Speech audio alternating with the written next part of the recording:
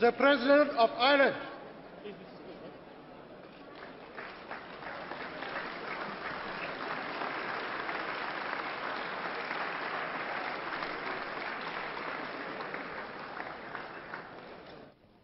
Uachtaráin cóiltí de Parliament na Heorpa, Commissioner war gegen Quinn, tá áthas aram as is mín lam mo wichas a gháile bheas an deisiú huartam, lauert leis an tíneáil seo ina dachtar le céile, anna den séránach an a dá go díreach agus go déan leathach ug na seacht málstad fihid, ach gín fihid go loa den Antas Heorpach.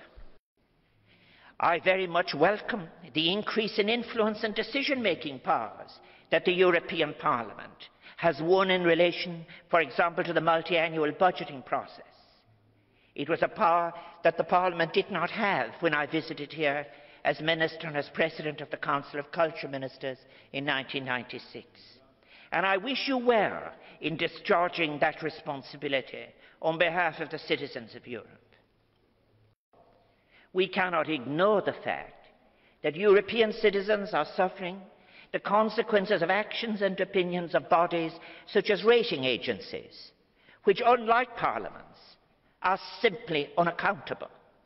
Many of our citizens in Europe regard the response to the crisis in their lives as disparate, sometimes delayed, not equal to the urgency of the task of showing, and often of not showing, sufficient solidarity with them in their threatened or actual economic circumstances of today. Our citizens yearn for the language of solidarity, a commitment to cohesion, for a generous, inclusive rhetoric that is appropriate to an evolving political union, a union anxious to reach a future of peace, prosperity, inclusion, intergenerational justice in a sustainable way.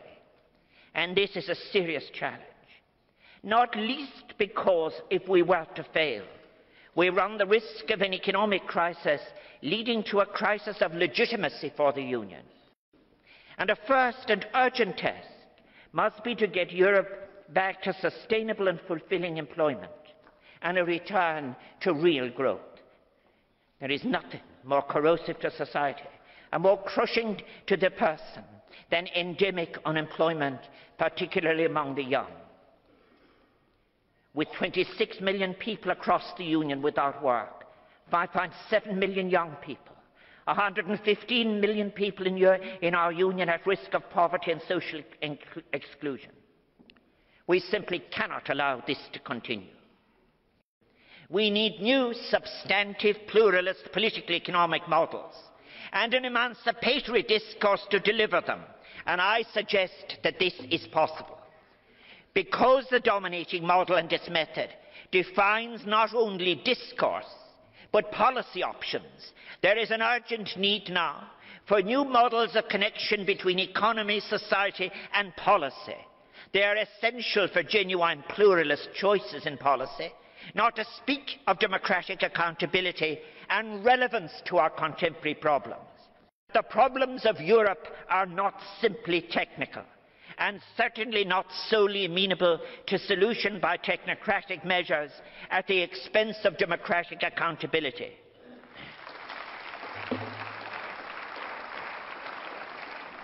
So let us, the citizens of the European Union, who want to make a real union together, to move out of the dark into the light, and achieve something indeed worthy of Friedrich Schiller's poem, originally called Ode to Freedom, go to it. Thank you.